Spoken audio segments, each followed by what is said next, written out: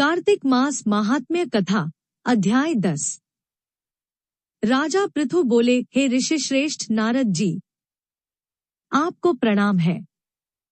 कृपया अब यह बताने की कृपा कीजिए कि जब भगवान शंकर ने अपने मस्तक के तेज को क्षीर सागर में डाला तो उस समय क्या हुआ। नारद जी बोले, हे राजन, जब भगवान शंकर ने अपना वह तेज क्षीर सागर में डाल दिया तो उस समय वह शीघ्र ही बालक होकर सागर के संगम पर बैठकर संसार को भय देने वाला रुदन करने लगा। उसके रुदन से संपूर्ण जगत व्याकुल हो उठा, लोकपाल भी व्याकुल हो गए, चराचर चलायमान हो गया। शंकर सुवन के रुदन से संपूर्ण ब्रह्मांड व्याकुल हो गया। यह देखकर सभी देवता और ऋषिमुनि व्याकुल होकर ब्रह्मा जी की शरण में गए और उन्हें प्रणाम कर उनकी स्तुति करने लगे। उन सभी ने ब्रह्मा जी से कहा, हे पितामह, यह तो न बहुत ही विकट परिस्थिति उत्पन्न हो गई है। हे महायोगिन, इसको नष्ट कीजिए।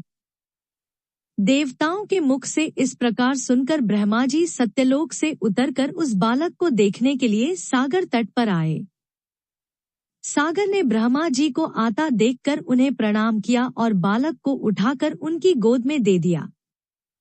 आश्चर्यचकित होते हुए ब्रह्मा जी ने पूछा, हे सागर, यह बालक किसका है? शीघ्रतापूर्वक कहो। सागर विनम्रतापूर्वक बोला, प्रभो, यह तो मुझे ज्ञात नहीं है, परंतु मैं इतना अवश्य जानता हूँ कि यह गंगा सागर के संगम पर प्रकट हुआ है, इसलिए हे जगतगुरु, आप इस बालक का जात कर्म आदि संस्कार करके इसका जातक फल बताइए। नारद जी राजा पृथु से बोले, सागर ब्रह्मा जी के गले में हाथ डालकर बार बार उनका आकर्षण कर रहा था।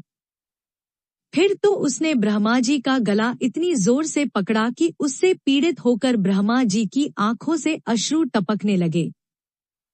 ब्रह्मा जी ने अपने दोनों हाथों का जोर लगाकर किसी प्रकार सागर से अपना गला छुड़वाया और सागर से कहा, हे सागर, सुनो, मैं तुम्हारे इस पुत्र का जातक फल कहता हूँ।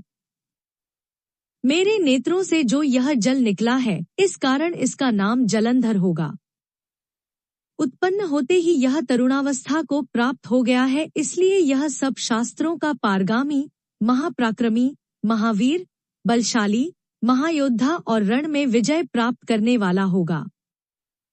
यह बालक सभी दैत्यों का अधिपति होगा।